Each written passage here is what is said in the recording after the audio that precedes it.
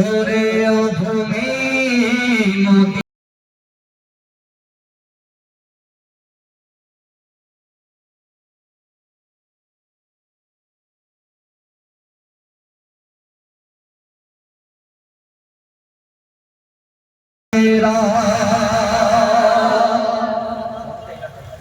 তকবীরটাকে নাড়াতে নাড়াতে নাড়াতে আমার রাসূল জিন্দা না মুর্দা? জোরে বলেন না, আমার রাসূল জিন্দা না মুর্দা?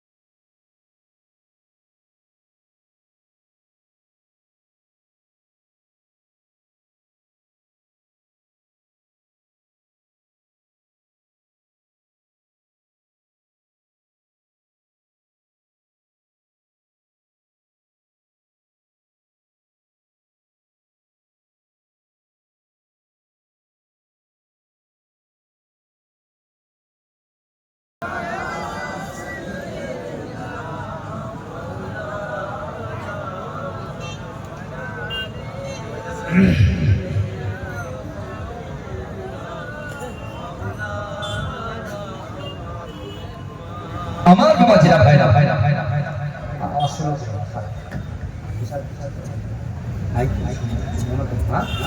আমার ভাইরা ভালো এখন বিশ্বনবী রাসূলুল্লাহ এই কটা আমল দিলেন মনে আছে?